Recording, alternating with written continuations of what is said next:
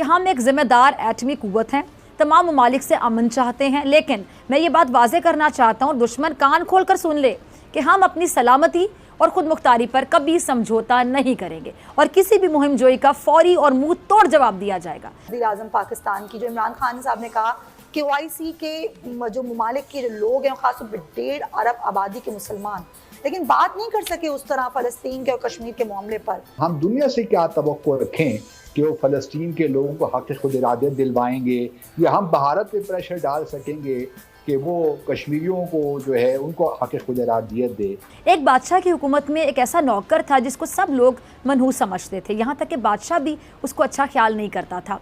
ये नौकर जहाँ भी जाता लोग इससे हकारत की नज़र से देखते और कोई भी उससे बात करने को तैयार नहीं होता। अच्छा, एक दिन हुआ यूं कि बादशाह सुबह सवेरे जागा और उसने पानी मांगा, कई बार आवाज़ लगाई कोई मुझे पानी ला कर दो, लेकिन कोई भी पानी लेकर नहीं आया। अचानक से वही नौकर जिसको सब लोग मनहूस ख्याल करते थे अपने हाथ में पानी का ग्लास उठाकर बादशाह के कमरे में दाखिल हुआ। बादशाह ने उसको देखते ही कहा कि तुम क्यों पानी लेकर आए हो, और दिल में सोचने लगा कि आज सुबह ही इसका मैंने मुंह देख लिया, पता नहीं सारा दिन कैसे गुजरेगा। अच्छा, नौकर ने बादशाह से अर्ज़ की कि बादशाह सलामत, आप पानी मांग रहे थे और पास कोई नहीं था, मैं किसी काम से आया था, आपकी आवाज़ सुनी और पानी लेकर आ गया।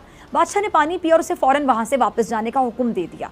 अच्छा, अभी थोड़ा वक्त ही गुजरा था कि बादशाह के पेट में दर्द शुरू हो गया और दर्द आहिस्ता आहिस्ता ज़्यादा होता गया।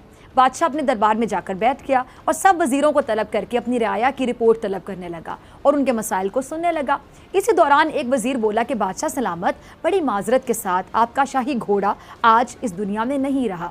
इसी दौरान दूसरा वज़ीर बादशाह से मुखातिब होकर कहने लगा कि हम जो फ़लाँ इलाके में जंग कर रहे थे उसमें हमारी जानी और माली काफ़ी नुकसान हो गया है और फ़लाँ जगह बारिश ना होने की वजह से काफ़ी लोग पानी को तरस रहे हैं, फसलें बर्बाद हो रही हैं। अब ये सुनते ही बादशाह गुस्से से बेकाबू हो गया और दर्द पहले से भी ज़्यादा हो गया। अच्छा, बादशाह ने जब ये बातें सुनी तो एक ही ख्याल बार बार उसके जहन में आ रहा था कि आज उठते ही मैंने उस मनहूस नौकर का मुंह देखा था जिसकी वजह से सारी खबरें सुनने को मिल रही हैं।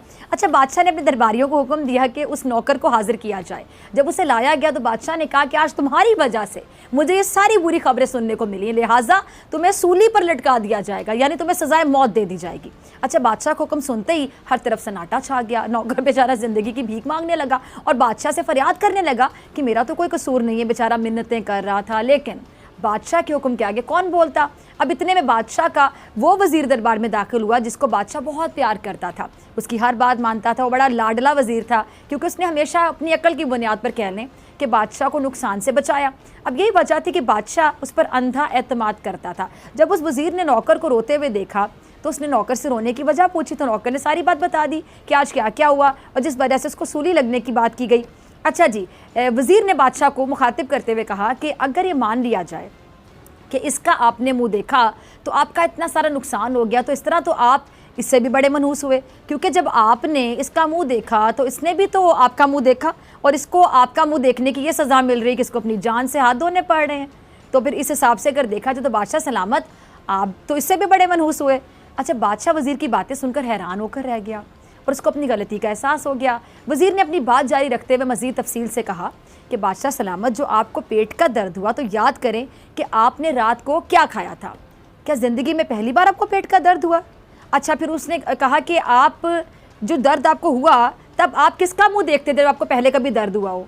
आपका शाही घोड़ा काफ़ी अरसे से बीमार था, तो अब तो हकीम भी जवाब दे चुके थे, इसको वैसे भी मर ही जाना था। जो आपको लड़ाई में नुकसान हुआ वो काफ़ी दिन पहले की बात है, लेकिन पहुंची आप तक आज, लेकिन इसका मुंह तो आपने आज देखा, नुकसान तो पहले हो चुका था। अब ये सारी बातें सुनकर बादशाह ने अपनी गलती को तस्लीम किया और हुक्म दिया कि आज के बाद जिसने नौकर को मनहूस कहा उसको सख्त सज़ा दी जाएगी। अब इस कहानी से हमें क्या सबक मिलता है? ये सबक हासिल होता है कि किसी पर बगैर सोचे समझे इल्ज़ामात नहीं लगाने चाहिए और ना ही किसी के बारे में खुद से कोई भी राय कायम कर लेनी चाहिए, कभी नहीं करना चाहिए, और वहम तो कभी भी नहीं करना चाहिए, बस वो समय कभी नहीं पढ़ना चाहिए। देखिए, इमरान खान को ना थोड़ा सा अगर आप समझें तो आपके लिए आसानी हो जाएगी। इमरान खान ने इक़्तिदार में कोई पैसा वैसा तो बनाया नहीं और ना वो पैसा बनाने के लिए आए थे। वो इक़्तिदार में आए थे लोगों को बेहतर तरीके से पाकिस्तान को बेहतर करने के लिए, उनकी ख्वाहिश थी कि वो जिस तरह चाहते हैं पाकिस्तान वैसे चले। कुछ चीज़ों में उन्होंने बेहतर किया, कुछ चीज़ों में उन्होंने जो पहले था उससे भी बुरा हो गया, और कुछ इश्यूज के ऊपर उन्होंने बहुत ही अच्छा काम किया, तो वो उनको दोबारा जिंदगी दे दी है अपोजिशन ने। इमरान खान साहब को ये लग रहा था थोड़ा अरसा पहले तक, और वो बड़े दबाव में थे कि महंगाई की जो वेव है वो कंट्रोल नहीं हो रही, और पाकिस्तान में वो लोगों को ये कायल नहीं कर पा रहे थे कि ये महंगाई के जो फैक्टर्स हैं वो अंदरूनी नहीं है, बैरूनी है। अब वो कायल कर नहीं पा रहे थे और उनको नजर आ रहा था कि उनको शिकस्त हो जाएगी 2023 के इंतखाबात में। लेकिन अपोजिशन ने उनका जो मुर्दा घोड़ा था उसको इंजेक्शन लगा के उसमें दोबारा जान डाल दी। अच्छा, जो खान साहब ये सरप्राइज की बात करें जी, अदम एतमाद से पहले मैं सरप्राइज दूंगा, जलसे वाले दिन भी सुना है कि बड़ी वीडियोस तैयार की जा रही हैं, जो वीडियोस हैं जो दिखाई जाएंगी, और ऑपोजिशन बड़ी इस बात को लेके अंदर खाते परेशान भी है कि क्या क्या दिखाया जाएगा। तो आपके पास कोई खबर है कि ये सरप्राइज किस हद तक सरप्राइज हो सकता है ऑपोजिशन के लिए, और ये वाकई जो वीडियोज हैं ये दिखाई जाएंगी?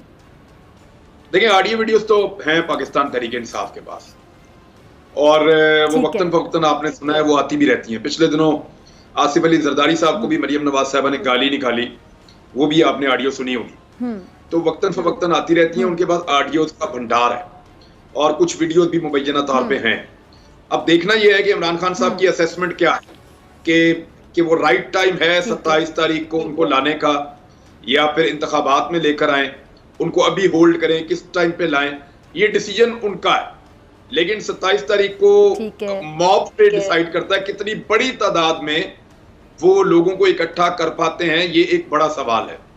मेरी इंफॉर्मेशन के मुताबिक, यानी जितने लोगों को मैं जानता हूं पीटीआई में, जो लोग इमरान खान के साथ कमिटेड हैं, वो खैबर पख्तूनख्वा से, अटक से मेजर ताहिर सादिक, और इसके अलावा जेलम से ये फौज चौधरी एंड ग्रुप, इसी तरह चकवाल से, और जितना ये सॉल्ट रेंज का इलाका, यहाँ से बहुत बड़ी तादाद में लोग इस्लामाबाद की तरफ मूव करने का प्लान कर रहे हैं। जबकि लाहौर, साहिवाल, गुजरावाला, मुल्तान, सियालकोट, अब इतनी बड़ी तादाद में जब पूरे पाकिस्तान से लोग इस्लामाबाद में पहुंचेंगे, तो मुझे लगता है कि 27 तारीख वाला जलसा, क्योंकि बाकी जलसे भी इमरान खान के बड़े हो रहे हैं, ये परेड ग्राउंड में अब उन्होंने इंतखाब किया है, तो ये पाकिस्तान की तारीख का कहीं वो सबसे बड़ा जलसा कर दे अगर वहां पे, तो उसमें वो बहुत सारा कुछ क्लियर कर सकते हैं। इमरान, आपको याद होगा तो मीनारे पाकिस्तान पे इन्होंने एक जलसा किया था जो बड़ा एक तारीखी जलसा था, बहुत बड़ी तादाद में लोग मौजूद थे और लोगों को पार्किंग के लिए जगह नहीं मिल रही थी, इतना चल कर वो आ रहे थे लोग, इतनी दूर अपनी गाड़ियां पार्क करके। आपको लगता है कि जलसा उससे भी बड़ा जलसा होगा, या एटलीस्ट उतना बड़ा जलसा जरूर होगा?